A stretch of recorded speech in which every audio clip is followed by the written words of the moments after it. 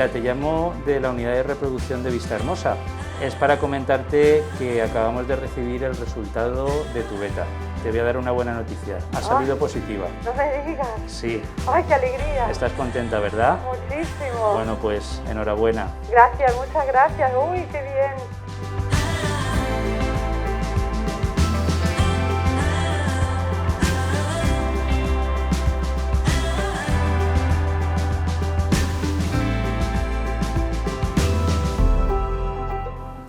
Hola, ¿qué tal? Bienvenidos un día más a Especialistas en Salud. En el programa de hoy nos encontramos en la unidad de reproducción Vistahermosa para conocer un poco mejor esta labor tan especial que realizan, como es la de ayudar a parejas a conseguir su sueño de ser padres. Por ello, contamos con la compañía del doctor José López Gálvez, director de la unidad de reproducción Vistahermosa. ¿Qué tal? Bienvenido. Pues nada, aquí estamos trabajando un poco esta mañana aquí. Bueno, doctor, cuéntenos, ¿cuándo hablamos exactamente de edad avanzada? La edad avanzada se considera en reproducción por encima de los 38 años. Biológicamente, como se sabe, pues cada vez la mujer, la calidad ovocitaria disminuye en número y en calidad, ¿no? Entonces parece ser que va habiendo una inflexión en la calidad pues a partir de los 35, luego hay otro cambio a los 37, pero hablamos de edad avanzada a partir de los 38, ¿no? Dentro de lo que se llama tratamiento de reproducción. ¿Y en qué momento debe plantearse una pareja acudir a un especialista en reproducción asistida? Pues generalmente tenemos siempre que tener unos parámetros para poder, digamos, coordinar esta situación. Entonces se considera que una pareja que tenga relaciones sexuales sin protección, al menos durante un año, y no haya conseguido quedarse embarazada, es recomendable. Esto se puede acortar. Por ejemplo, si estamos hablando de mujeres de 38 años, como estamos diciendo, pues el periodo se acorta y deben de consultar pues a los 6 meses, por definición. ¿Por qué es importante que un centro de reproducción asistida cuente con un departamento propio de genética? Bueno, es muy importante y nosotros, o yo, o el grupo, he apostado siempre por esta situación, porque hemos pensado desde hace muchísimo tiempo que la genética tiene una implicación muy clave en lo que es la reproducción humana, ¿no? Y tanto para procrear como para el diagnóstico de enfermedades, etcétera, ¿no? Entonces creamos ya hace muchísimo tiempo un departamento de genética que complementa muchísimo los problemas de reproducción. De hecho, prácticamente de un 20 a un 25% de los procedimientos que hacen pues tienen implicaciones genéticas. ¿Y qué tipos de test genéticos se aplican en reproducción asistida? Bien, en reproducción asistida tenemos varias situaciones y la vamos a delimitar en 3. Una que sea, digamos, preconcepcional, es decir, estos test que hacemos tanto para reproducción asistida como posteriormente ya lo vamos a ver en parejas sin ningún tema de fertilidad que quieran saber si son compatibles. Por tanto, serían preconcepcionales. Ahí están todos los diagnósticos de enfermedades autosómicas recesivas, que somos de aquí, de los 4 que estamos, por ejemplo, esta mañana en este despacho, pues uno seguro que tiene alguna enfermedad autosómica recesiva que es portador, ¿no? Luego, otra forma de diagnosticar sería los que sean preimplantacionales, es decir, aquellos test que hacemos durante los tratamientos de reproducción que podamos diagnosticar la existencia o no de anomalías cromosómicas o anomalías genéticas. Estos se hacen sobre los embriones que cultivamos en nuestras unidades de reproducción. Y luego sería la otra parte, que serían los prenatales. Prenatales quizás es lo que la gente más sabe, que son los test que hacemos cuando una mujer queda embarazada, pues para diagnosticar si tiene algún problema de malformación o algún problema genético o cromosómico que de alguna manera puede implicar en la vida del recién nacido o en su comportamiento social, por tanto, después. ¿Cuándo debe realizarse el test prenatal? El test prenatal, bueno, hoy en día están los test prenatales no invasivos que se realizan en las 8 o 10 semanas de gestación y dan la posibilidad de diagnosticar simplemente con un análisis en sangre de la gestante, pues 6 trisomías, 9 inversiones de cromosomas e incluso saber si es varón o hembra. No porque eso sea muy significativo, pero sí hay veces que hay enfermedades ligadas al sexo y conviene el Rottenbaum. Y luego la otra posibilidad sería hacerlo un poquito más tardíamente, en la semana 11-12 más o menos, extraemos líquido amniótico y ahí es donde incluso se puede estudiar por más de 300 enfermedades autosómicas recesivas o genéticas que puedan ser susceptibles de diagnosticar.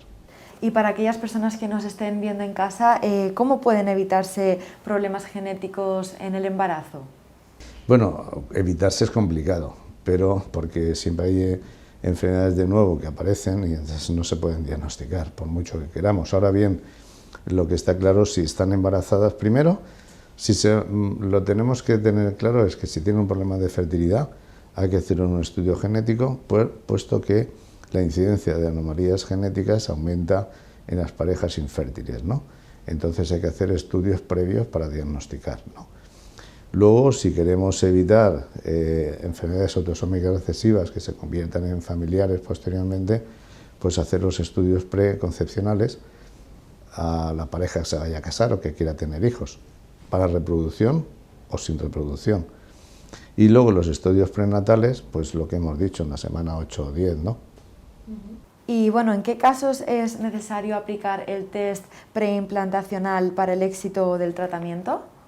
Fundamentalmente, vamos a ver, la tendencia, si no fuese una intervención complicada y que necesita de una unidad de alta tecnología para poder extraer una muestrecita del embrión y poderlo analizar, pues sería estupendo que pudiésemos hacer sistemáticamente a todos los tratamientos de reproducción un estudio genético que podamos determinar si cromosómicamente está bien o no, ¿no? Ahora bien, como es una intervención que necesita una manipulación, necesita una tecnología especial, pues se va limitando a una serie de indicaciones médicas. ¿En quién lo estamos haciendo? Pues fundamentalmente a veces cuando hay abortos de repetición, cuando son mujeres de más de 38 años, generalmente pues en ese caso se indica, o cuando hay alguna enfermedad hereditaria, pues se indica hacer ese estudio cromosómico genético en los embriones. Pero mirar, hoy en día ya en esta unidad estamos haciendo lo que se llama biopsia líquida, que no vamos a tocar el embrión, sino que estamos analizando en una microgota el líquido del cultivo de ese embrión. Entonces eso en breve se podrá hacer estudios del embrión sin tocar al embrión. Por tanto, la tecnología no va a ser hacer una biopsia, extraer muestrecitas del embrión, etcétera, que conlleva manipulación, sino sin trauma ninguno, en el líquido de cultivo, vamos a poder averiguar el estatus cromosómico que va a tener el embrión. Eso va a ser un avance importante, pero que nosotros ya llevamos aquí más de 100 casos. No lo estamos haciendo, digamos, sistemático, porque aún requiere más estudios, pero estamos viendo que esa biopsia líquida, comparada con cuando hacemos la biopsia normal, los resultados son similares. Por tanto, es el futuro de esto, ¿no? O sea, por tanto, se van a incrementar los estudios en los embriones dentro de muy poco, porque van a ser más asequibles, y bueno, por ahí va la ciencia. Pues ojalá que la medicina siga avanzando y muchísimas gracias por su tiempo, doctor. Muchas gracias a ustedes. Nos encontramos ahora con el doctor Joaquín Rueda, director de la Unidad de Genética Vista Hermosa, para hablar precisamente sobre este tema, la genética, un campo un poco desconocido cuando realmente es muy importante para nuestra salud y la de nuestra familia. Uno de los factores que más afecta a la fertilidad de las personas es la maternidad en edad avanzada. La genética consigue resultados muy positivos en estos casos. ¿Por qué los test genéticos son fundamentales en este tipo de pacientes? Bueno, la genética, como decía Noemí, es desconocida, porque aunque ya desde el siglo XIX conocemos las famosas leyes de Mendel, es en los últimos años donde el conocimiento, gracias al genoma humano y a toda la tecnología que tenemos ahora mismo, la genética ha permeado todas las áreas de la medicina, incluyendo la medicina reproductiva. Medicina reproductiva, uno de los problemas que tenemos hoy día en nuestra sociedad, pues es el retraso en la maternidad. De manera que esto es importante que los pacientes sepan que cuanto más retrasemos la maternidad, vamos a tener peores células, peor calidad celular. Y peor calidad celular significa alteraciones genéticas. Fundamentalmente en la mujer están relacionadas con alteraciones cromosómicas, pero en el varón, aunque no influye tanto la edad del varón para las alteraciones cromosómicas que luego nos vamos a encontrar en el feto, sí se ha visto que a partir de 50-60 años es más fácil la producción de algunas alteraciones de las que llamamos monogénicas, pues tipo espectro autista, esquizofrenia, este tipo de enfermedades. ¿Y cuáles serían los problemas genéticos más comunes actualmente en el embarazo? En el embarazo, bueno, en el embarazo directamente tenemos... Lo normal en el embarazo es que vaya todo bien y hay que quitar un poco a la gente el miedo, ¿no? Lo normal es que la mujer disfrute de ese embarazo y que vaya todo bien. Pero sí que es cierto que hay un porcentaje que no es desdeñable de embarazos donde hay alteraciones genéticas que se pueden estudiar, ¿eh? Entonces, fundamentalmente son las alteraciones cromosómicas en un embarazo, digamos, normal. Las alteraciones cromosómicas las podemos estudiar. Antes se hacía con técnicas invasivas como la miocentesis o la biopsia corial y hoy tenemos unas técnicas estupendas no invasivas como es el test prenatal no invasivo. El otro grupo de alteraciones genéticas que pueden preocuparnos en un embarazo son las que están relacionadas con la capacidad que tienen algunas mujeres de funcionar mal en la coagulación y poder producir abortos en el primer trimestre. Y estas son muchas veces alteraciones de coagulación que podemos estudiar también genéticamente. Un campo protagonizado por la genética es el asesoramiento en enfermedades hereditarias. ¿Cómo podemos evitar su transmisión a los hijos? Pues esta es una pregunta muy importante porque la genética no es solo un laboratorio de genética, no debería de ser un laboratorio de genética, sino que la genética es una especialidad clínica y de laboratorio. Y en nuestro país, desgraciadamente, la parte clínica la tenemos un poco olvidada, fundamentalmente porque no existe ahora mismo la especialidad legalmente creada en España. Entonces, bueno, pues hay pocos genetistas clínicos que están trabajando en la medicina, tanto pública como privada. Y es muy importante el asesoramiento previo, porque hay algunas enfermedades que son puramente genéticas y que podemos identificar bien entrevistándonos con la familia, haciendo una reconstrucción de un árbol genealógico familiar y haciendo muchas pruebas que tenemos hoy día para detectar parejas donde no hay alteraciones genéticas en la familia, pero sí puede haber alteraciones recesivas. Todos somos portadores, y lo sabemos hoy día gracias a la tecnología, de un montón de cambios que si justo nuestra pareja tiene los cambios en el mismo gen nos pueden alterar, podemos tener un hijo con alguna enfermedad grave y esto lo podemos en buena medida hoy día prevenir. Y luego, en el campo en el que tendremos en los próximos años una proyección importante es en la mayor parte de nuestras enfermedades. La mayor parte de nuestras enfermedades tienen un componente hereditario y tienen un componente ambiental. Digamos, componente ambiental es nuestro estilo de vida, los tóxicos en los que estamos en contacto, etcétera, etcétera. De manera que cada vez estamos conociendo más esta parte genética que nos va a permitir dar un adecuado asesoramiento genético. Pero ya lo podemos hacer hoy día también. Familias donde haya una mayor predisposición a cáncer o algunas enfermedades neurológicas o algunas enfermedades psiquiátricas o diabetes, etcétera. Hay muchas enfermedades donde podemos dar un adecuado asesoramiento genético y muchas veces prevenir y tener un embrión sano en estas parejas o en estas mujeres que tienen alguna alteración en ellas mismas o en la familia. Pues muchísimas gracias por toda esta información y por su tiempo, doctor. Muchas gracias. Pues ahora nos encontramos con el doctor Antonio Urbano, genetista de la Unidad de Genética Vista Hermosa. ¿Qué tal, doctor? Bienvenido. Muy bien, buenos días. Cuéntenos, ¿en qué consiste exactamente el test genético preimplantacional? Este test normalmente es conocido por los pacientes como PGT, al cual le añadimos un apellido, ¿vale? Y básicamente es una técnica que nos permite seleccionar los embriones in vitro antes de su transferencia al útero materno. Por eso se llama test genético preimplantación, ¿de acuerdo? Entonces, como te digo, le ponemos un apellido en función de para qué lo vamos a utilizar. Entonces, es conocido, como te digo, porque se llama PGT, por las siglas en inglés, PGT. Si le añadimos el apellido M, lo utilizamos para analizar enfermedades monogénicas. Es decir, para evitar que parejas portadoras de una enfermedad, normalmente son graves, tengan descendencia con esta enfermedad. Le podemos añadir el apellido SR, PGT-SR, que es parecido al anterior, pero se trata de una anomalía cromosómica. En este caso, los padres son normales porque son equilibrados, pero puede dar lugar a un hijo, a una descendencia con algún tipo de problema. Y el que más conoce la gente y el más utilizado en reproducción asistida es el PGT-A, que llamamos, ¿vale? Que es el de aneuploidías. Y este te digo que es el más utilizado porque es el que nos permite obtener mejores tasas de éxito en los ciclos de reproducción asistida. Es el más extendido, digamos, en las unidades de reproducción.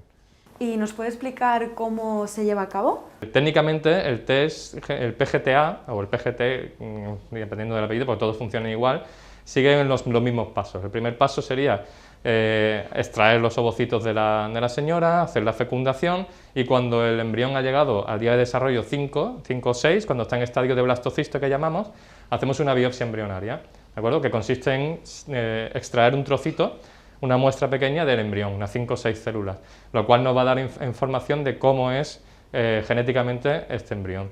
¿De acuerdo? Entonces el siguiente paso es, a través de la secuenciación masiva, analizamos todo el genoma completo y ahí podemos saber si el embrión es cromosómicamente normal, como decimos, o es anómalo. Hay que tener en cuenta que cuanto mayor es la edad, mayor es el porcentaje de cromosomopatías, que se llaman, en los embriones. Por lo tanto, es bastante conveniente en mujeres de edad materna avanzada realizar este test, ¿vale? Porque vamos a asegurarnos de que el embrión que vayamos a transferir sea el embrión indicado, ¿de acuerdo? O sea, el más propicio para conseguir el embarazo. ¿Cuáles son los beneficios que pueden obtener los pacientes que se sometan a esta técnica? Pues esto, en función del apellido que utilicemos, ya os he dicho que para la M, para el PGT-M de monogénica, es para toda pareja que sea portadora o tenga antecedentes de enfermedades genéticas graves, ¿de acuerdo? Esos son los que se benefician porque tendrán una descendencia sana, al igual que los de las estructurales, ¿vale? Que es el PGT-SR. Y nos podemos centrar un poco más en los PGTA, que digamos que es el que más, es el más utilizado, y este va dirigido a personas de diferente naturaleza, ¿no? En principio, da muy buenos resultados en las parejas de edad materna avanzada. Se sabe que cuanto mayor es la edad de la mujer en este caso, menos probabilidades de embarazo hay. Y esto es porque muchos de los embriones tienen anomalías cromosómicas, lo cual le impide tener, que se implante y aumenta las probabilidades de aborto, ¿de acuerdo? Entonces, con el PGTA lo que vamos a conseguir es que estas parejas eliminamos el factor edad, porque lo que vamos a hacer es seleccionar los embriones que ya sabemos que son cromosómicamente normales, ¿de acuerdo? Otro tipo de parejas que se pueden beneficiar del PGTA son los que tienen un factor masculino severo, es decir, son varones que tienen alterado la espermatogénesis, ¿vale? Tienen alterada la formación de los espermatozoides, lo cual también va a derivar en que los embriones tengan un mayor porcentaje de anomalías cromosómicas. Entonces, utilizando esta técnica, vamos a seleccionar de nuevo los embriones que son cromosómicamente normales y vamos a tener mayor probabilidad de embarazo. Y por último, también se pueden utilizar para personas que a lo mejor no tienen esto está más en entredicho, digamos, a nivel científico, pero bueno, se puede utilizar en pacientes de buen pronóstico que tengan una gran cantidad de embriones. Entonces, vamos a seleccionar los embriones que tienen más probabilidades de dar embarazo. Entonces, quizás no se va a traducir en una mejor tasa de embarazo, pero sí se va a traducir en un embarazo antes, lo cual muchas veces psicológicamente afecta mucho a las parejas hacer transferencias, no conseguir embarazo, otra transferencia. Entonces, lo que vamos a conseguir es acortar los tiempos para conseguir un embarazo. Y por último, ¿a qué otros perfiles también estaría indicada? Pues básicamente son estos. Luego, ya te digo, son un poco porque el problema viene a la hora del beneficio de la tasa global. Entonces, se puede utilizar en todas las parejas ya te digo, hasta incluso buen pronóstico, pero lo que sí, los datos científicos avalan el uso en mujeres mayores de 35 años, ¿de acuerdo? Este sería más bien el público objetivo y aquí vamos a conseguir unas tasas de embarazo que está demostrado que son significativamente mayores cuando se utiliza el PGTA que cuando no se utiliza. Pues doctor, muchísimas gracias por su tiempo y por compartir con nosotros toda esta información tan interesante que seguro que va a resultar de gran utilidad para todas las personas que nos han visto desde casa. Muy bien, pues muchas gracias a vosotros. Y bueno, a ustedes que nos están viendo, decirles que si desean obtener más información sobre este tema o sobre la clínica, pueden hacerlo visitando su página web urvistahermosa.com o también llamando al teléfono que aparece en pantalla. Es todo por hoy, gracias por estar ahí y hasta la próxima.